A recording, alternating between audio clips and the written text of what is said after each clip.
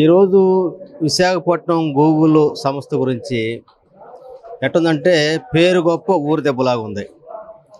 కేవలం ఒక 200-300 మంది ఉద్యోగులకు ఉపాధి కల్పించే ఒక డేటా సెంటర్ని ఇదేదో పెద్ద లక్షలాది మందికి వేలాది మందికి ఏదో పెద్ద ఉపాధి రాబోతుంది, అదిగో పులి ఇదిగో తోక అన్నట్టుగా కేవలం ప్రచార ఆర్భాటం తప్ప దానివల్ల ఒరిగేది లేదు.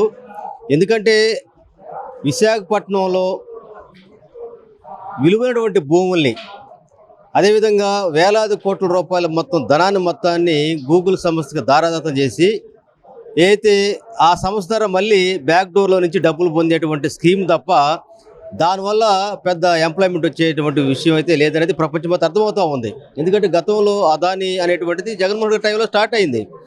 కానీ ఈరోజు ఏదో నేనే తెచ్చాను నేనే గొప్ప అన్నట్టుగా చంద్రబాబు నాయుడు గారు ఉన్నది లేనిది ఉన్నట్టుగా చేయటంలో ఒక పెద్ద గ్లోబల్ ప్రచారం చేయడంలో టాప్ కాబట్టి చెబుతుంటుంది. దానివల్ల అంత పెద్ద అనుకున్నంత లేదనేది ఈరోజు మొత్తం సమాజం మొత్తం కూడా కూడేకి వస్తూ ఉంది.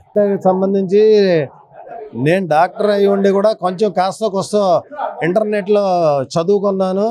ఆ గూగుల్ డేటాపై దాదాపు వస్తే మ్యాక్సిమం ఒక 500 to 600 ఉద్యోగాలు వస్తాయి. వీళ్ళు 2000 కోట్ల సబ్సిడీ గవర్నమెంట్ ఇచ్చింది.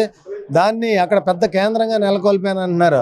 అదంతా అదాని గారు అప్పుడు జగన్ గారి టైంలో నెలకొల్పన్న ఆ బిల్డింగ్స్నే దీన్ని షోగా చూపించి వీళ్ళు దీన్ని పబ్బం గడుపుకుంటున్నారు. డెఫినెట్గా ప్రజలందరూ గమనిస్తూనే ఉన్నారు. ఎవరు ఏం చేశారు, ఎవరు ఏం తీసుకొచ్చారు అన్నది ప్రజలకు బాగా తెలుసు. ఈ గూగుల్ డేటా అనేది లక్షల ఉద్యోగాలు అనేది రావు. ఓన్లీ నిన్న ఒక ఇంటర్వ్యూలో బీజేపీ ఎమ్మెల్యే విష్ణురాజు గారు కూడా చెప్పారు. ఆయన కూడా ఐటీ చిన్న కంపెనీలు ఉన్నాయంట. ఆయనే స్పందించి డెఫినెట్గా చెప్పాడు, ఏమంటే లక్షల్లో ఉద్యోగాలు ఏమి రావు, మ్యాక్సిమం 500-600 ఉద్యోగాల కన్నా దీంతో ఉపయోగం ఏం లేదని చెప్పారు. గూగుల్ అనేది గతంలో జగన్మోహన్ రెడ్డి గారు ముఖ్యమంత్రి ఉండగా అదానీ గారితో టైఅప్ అయ్యి ఈ రాష్ట్రంలో గూగుల్ని తీసుకురావడానికి ప్రయత్నం చేశారు. అయితే కొన్ని ప్రయత్నాల వల్ల రాలేకపోయింది. దాన్నే మళ్ళీ ఈరోజు గూగుల్గా పేరు మార్చి ఈరోజు రాష్ట్రంలో తీసుకురావడం జరిగింది.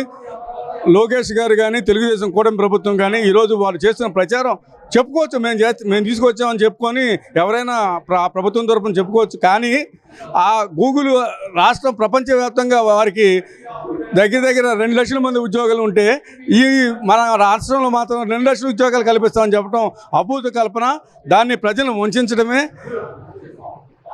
ప్రజలందరూ కూడా ఈ విషయం తెలుసుకోవాలి.